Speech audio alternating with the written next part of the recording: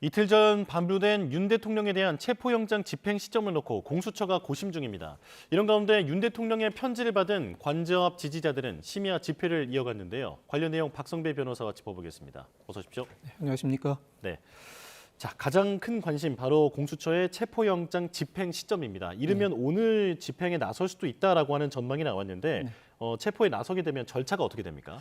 일단 체포영장 사본을 피체포자에게 제시하고 범죄 사실의 요지, 변호인을 선임할 수 있은 변명의 기회 등을 부여하는 미란다 원칙을 고지하게 됩니다. 예. 곧바로 신병을 확보해 동행한 이후에 수사를 진행하는 장소에서 피의자 신문을 진행한 이후에 신문을 마치게 되면 인치하는 장소, 이 사건의 경우에는 서울구치소에 당분간 인치하게 됩니다.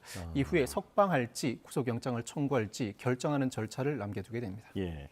지금 체포영장이 발부가 됐습니다만 하지만 경호처와의 충돌 가능성도 계속 지금 우려가 나오고 있거든요. 이건 좀 어떻게 보십니까?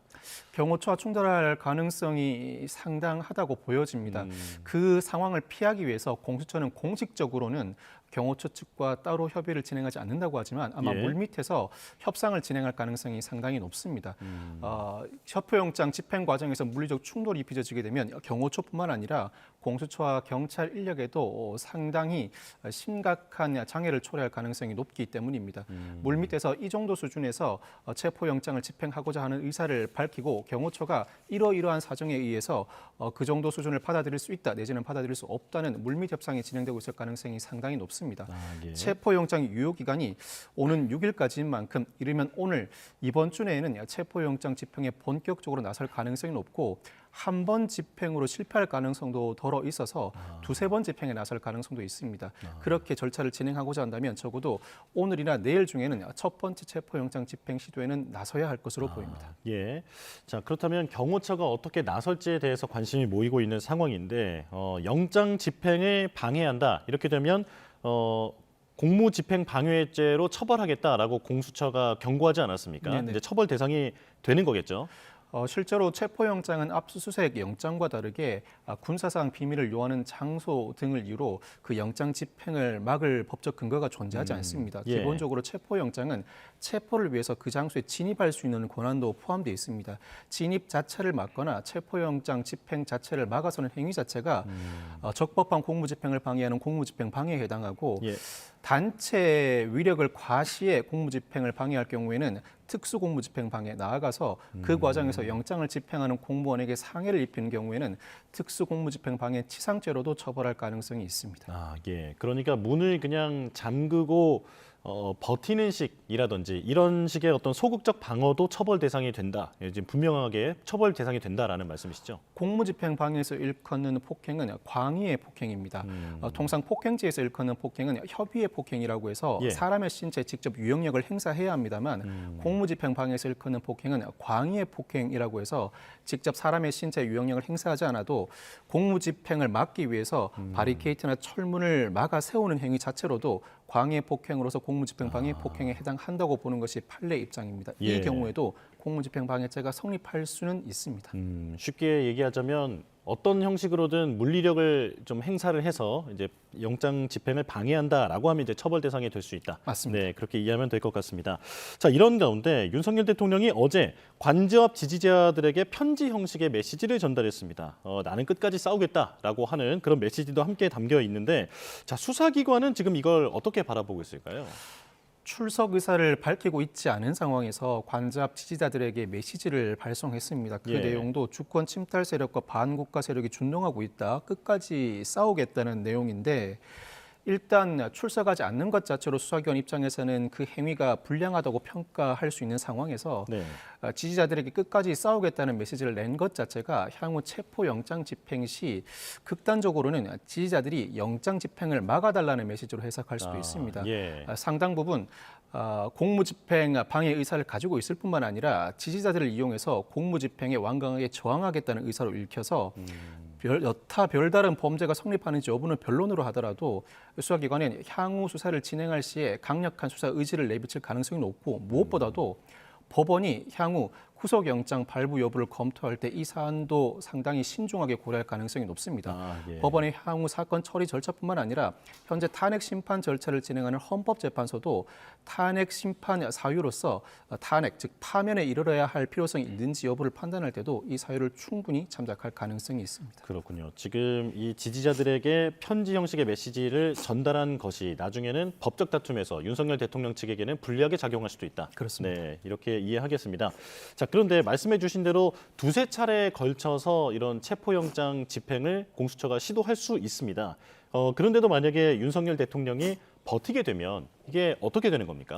결국 체포영장 집행에 실패하게 되면 그 체포영장의 유효기간이 1월 6일까지입니다. 그 네. 유효기간을 경고하게 되면 공수처는 체포영장을 재청구할 수밖에 없습니다. 따로 체포영장을 발부받아야 하고 따로 체포영장을 발부받아도 이번에도 영장 집행이 어렵다는 판단에 이르게 되면 네. 전격적으로 구속영장 청구에 나설 가능성도 거론됩니다. 예. 즉 체포영장 집행이 어차피 어려운 상황이라면 구속영장을 발부 신청하고 그 과정에서 윤석열 대통령 측이 영장실질심사에 출석할지 여부는 불분명합니다만 통상적으로는 적어도 한 번은 피의자 신문을 진행하고 구속영장 청구를 하기 마련인데 그와 같이 조사가 어려운 상황이라면 곧바로 구속영장 청구를 하고 만약 윤 대통령 측의 대응 여부와 무관하게 구속영장이 발부된다면 예. 구속영장은 유효기간이 존재하지 않습니다. 언제든지 영장을 집행할 수 있습니다. 예. 이때부터는 관저에 있든 어디에 있든 구속영장을 집행할 수 있는데 마치 윤석열 대통령은 지명수배자와 비슷한 지위에 서게 됩니다. 영장 발부의 유효기간, 영장 집행의 유효기간이 존재하지 않는 이상 구속영장을 발부받는다면 향후 조사에 상당 부분 수사기관은 유리한 위치를 선점하게 되는 것입니다. 예. 영장이 이번에 그 체포영장을 집행하지 못하게 되면 재청구에 이제 나서야 한다 말씀하셨는데 그렇다면 재청구는 어떤 특별한 그 절차 같은 게 따로 있습니까? 특별한 절차가 따로 있지는 그냥 않습니다. 갱신되는 방식인 건가요? 갱신과는 다른데 또 다른 판사가 현 시점에서 체포를 네. 할 필요성이 있는지를 다시 한번 따져보는 것입니다. 예, 피의자로서 출석을 요구했음에도 정당한 이유 없이 불응하고 있는지를 다시 한번 판단해 보는 것인데 사정 변경이 없다면 체포영장 집행이 되지 않았을 시에 다시 한번 체포영장이 발부되는 경우가 일반적이긴 합니다. 예, 그렇군요. 자, 그런데 이번에 그 영장에 보니까 이례적인 문구가 좀 여러 가지가 있더라고요. 일단은 수색영장에 대해서는 일출 전, 일몰 후에 야간 집행이 가능하다. 이렇게 적혀 있고요. 그리고 형사소송법 제110조, 111조 적용을 예외로 한다. 이렇게 내용이 나와 있는데 이 형사소송법 110조, 111조가 뭡니까? 형사소송법 110조는 압수수색과 관련해 군사상 비밀을 요하는 장소는 그 책임자가 승낙하여야 압수수색을 할 수 있고 그 책임자는 국가의 중대한 이익을 해하는 경우가 아닌 한 승낙해야 한다는 규정입니다. 예. 형사소송법 111조는 공무상 비밀과 관련된 물건은 그 책임자의 승낙 없이 압수할 수 없고 역시 그 책임자는 국가의 중대한 이익을 해하는 경우가 아닌 한 승낙해야 한다는 규정입니다.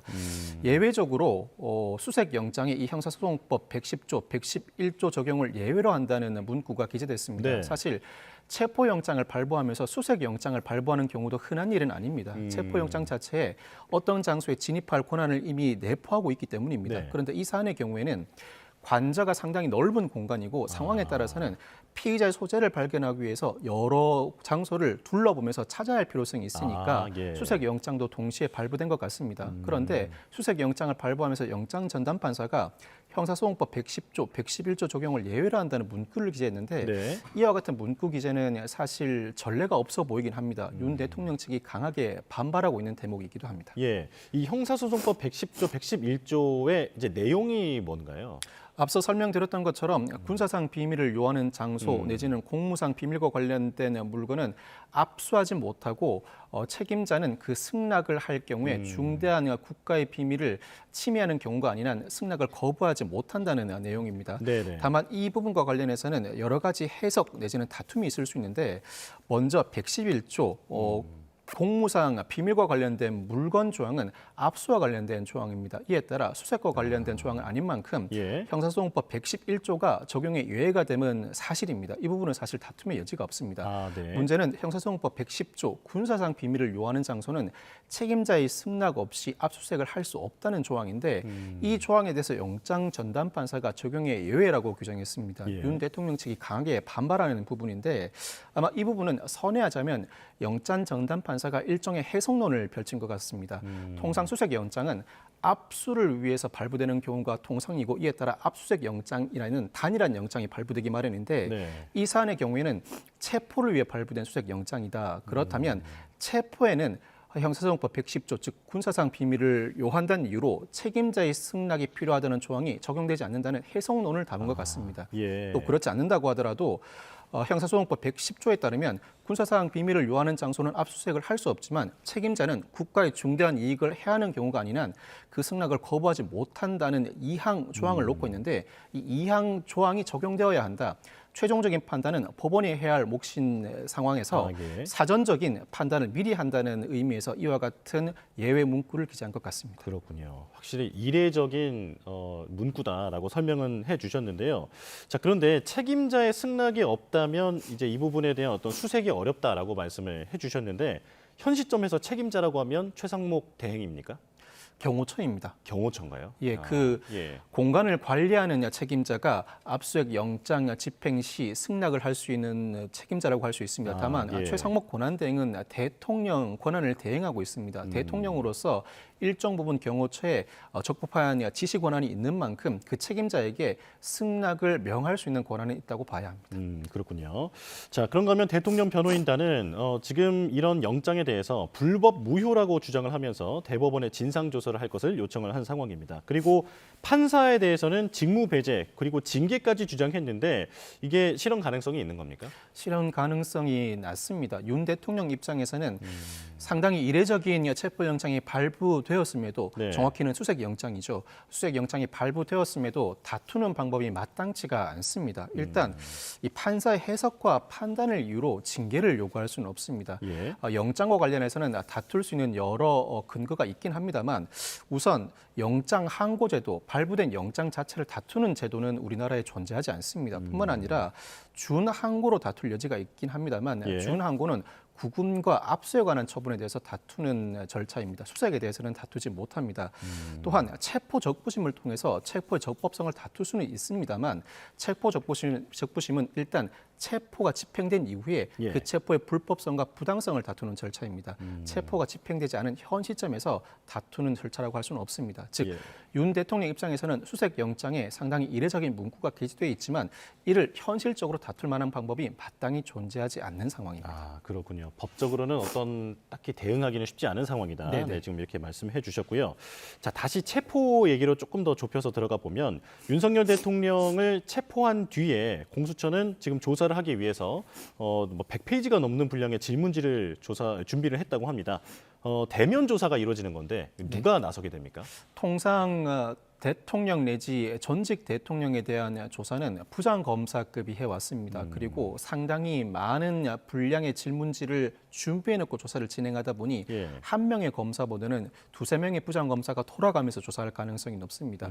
이 사건의 경우에도 두세 명의 부장검사 상황에 따라서는 차장검사가 직접 나서서 윤 대통령에 대한 피의자 신문을 진행할 것으로 보이고 아마 윤 대통령이 적극적인 항변보다는 진술 거부권을 행사할 가능성도 상당히 높아 보이는데 예. 진술 거부권을 행사한다고 하더라도 일단 준비한 질문을 모두 다 한 다음 피의자가 진술 거부권을 행사하는 태도를 보인다는 상황을 조서에 그대로 기재할 것으로 보입니다. 아마 예. 피의자 신문을 다 진행하고 나면 구속영장 청구를 할지 검토하는 과정에서 일단 서울구치소에 그 신병을 인계해 구금 상황은 그대로 유지할 것으로 예상됩니다. 그 구금 상황, 그러니까 조사가 이루어지는 시간은 최대 48시간인 거죠.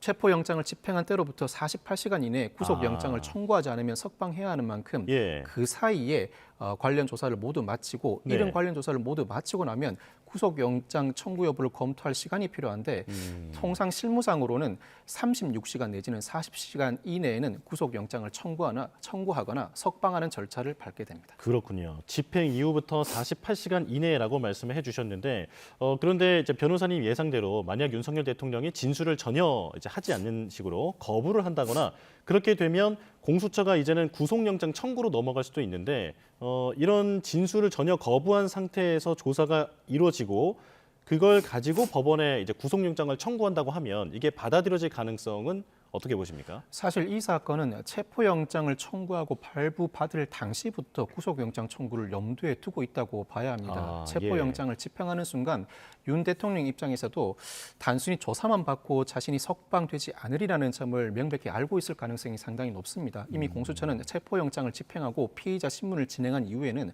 구속영장 청구를 예정에 두고 있다고 봐야 합니다. 여타 이 사건과 관련된 관계자들 모두가 하나 예외 없이 구속영장이 발부된 상황이었고 지금까지 윤 대통령의 신병 확보도 상당히 어려웠습니다. 그렇다면 체포영장이 일단 집행된 이상 조사가 마무리되면 그 조사 과정에서 윤 대통령이 어떠한 진술을 하든 심지어 진술 거부권을 행사하든 구속영장 청구는 예정된 수순이라고 할 수 있습니다. 도주 우려나 증거인멸의 우려도 상당히 높다고 평가할 수밖에 없는 사안이기 때문입니다. 그렇군요. 이번에 체포영장 이후에는 구속영장 청구로 이어질 가능성이 매우 높다. 이렇게 말씀해 주셨습니다. 자, 그런가 하면 지금 재판관, 헌법재판관 2명이 최근에 임명이 되면서 이제 헌재가 8인 체제가 됐습니다. 자, 그런데 최상목 권한대행이 3명 중에 2명을 임명하고 1명은 보류를 했단 말이죠. 네. 자, 이 부분에 대해서 야권이 강하게 반발하고 있습니다. 국회의 선출권을 침해했다라고 지적을 하고 있는데 이 부분은 법리적으로 어떻게 보십니까? 사실 헌법재판관은 대통령이 9인 모두를 임명합니다만 대통령은 자체적으로 3인만 임명할 수 있고 네. 국회 선출 3인과 대법원장 지명 3인을 형식적인 절차에 따라 임명하는 과정을 밟게 됩니다. 이런 이 사안에서 국회가 선출한 3인의 헌법재판관 후보 중에서 2명만 대통령 권한대행이 임명한 사안을 두고 국회의 선별적 임명권 행사로 인한 국회 선출 권한 행사라고 볼 여지가 다분합니다. 예. 권한쟁의 심판을 청구하게 되면 국회의 헌법재판관 선출 권한을 침해했다는 사유를 들어 아마 본격적인 심리가 진행될 가능성이 상당히 높은데 이런 그 권한을 침해했다고 볼 여지가 다분한 것이 사실입니다만 결국은 헌법재판소에서 권한쟁의 심판이 온전히 진행되기 이전에 아마 나머지 헌법재판관, 현재 후보로 거론되고 있는 헌법재판관이 아니라고 하더라도 예. 나머지 1명의 헌법재판관이 임명됨으로써 권한쟁의 심판은 본격적인 심리에 접어들기 전에 각하될 가능성이 상당히 높아 보입니다. 그렇군요. 아마 대통령 권한 대행이 되었든 누가 되었든 현 상태 그대로를 온전히 유지하기는 정치적으로도 여러모로 부담이 상당히 많이 따르는 상황입니다. 예, 지금 법리적으로 봤을 때는 이제 국회 헌법재판관 선출권을 침해했다라고 하는 그런 주장에 조금 설득력이 있어 보인다. 네, 지금 힘이 실어 보인다 이렇게 말씀해 주셨고요. 자, 이제 마지막 질문이 될 것 같습니다. 헌법재판관 말씀을 계속 해 주셨는데 그만큼 지금 헌법재판소에 밀려 있는 업무가 상당히 많습니다. 이게 지금 그 탄핵 심판 선고 기한이 180일 아닙니까? 네네. 물론 이제 윤석열 대통령에 대한 건을 가장 먼저 처리하겠다라고 얘기를 했지만 그래도 이게 지금 업무가 너무 과도한 거 아닌가라고 하는 우려도 있거든요. 어떻게 네. 보십니까? 현재 계류 진행 탄핵 심판 사건만 10건입니다. 예. 아마 이 사건들을 180일 이내에 처리한다는 것 자체는 물리적으로 불가능해 보이는데 180일 이내에 처리해야 한다는 헌법재판소 규정은 강행 규정이긴 합니다만 예. 반드시 지키는 경우는 드뭅니다. 아마 헌법재판소는 선별적으로 윤 대통령에 대한 탄핵 심판 절차에 모든 역량을 집중하고 나머지 탄핵 심판 절차는 후순위로 미루는 과정을 밟게 될 것으로 보입니다. 예. 당장 내일 2차 변론 준비 절차를 진행하게 되는데 지난 변론 준비 절차에서 이미 국회 측은 필요한 입증 계획과 증거 신청도 완료한 상황입니다. 내일 변론 준비 절차에서는 헌법재판소가 윤 대통령의 측에 필요한 증거 신청을 받고 국회가 이미 증인 신청 등을 한 부분에 대해서 어떤 의견을 갖고 있는지 그 의견을 물어보는 절차를 밟게 될 것으로 보입니다. 예. 본격적인 변론 준비 절차를 진행하고 있고 변론 준비 절차를 마치게 되면 적어도 180일 이내 전례에 비춰본다면 적어도 7, 80일 이내에는 윤 대통령에 대한 탄핵 심판을 마무리할 가능성이 상당히 높습니다. 예. 여타 탄핵 심판 절차는 그 후순위로 중요도에 따라서 선별적으로 그 절차를 진행할 가능성이 상당히 높습니다. 예, 헌재에 올라온 안건은 180일 이내 처리한다가 강행 규정이긴 하지만 현 시점에서는 현실적으로 윤석열 대통령에 대해서 그 사건을 최우선으로 진행할 것으로 보인다. 예, 이렇게 말씀을 해주셨습니다. 자, 여기까지 듣겠습니다. 박성배 변호사와 함께했습니다. 고맙습니다. 네, 감사합니다.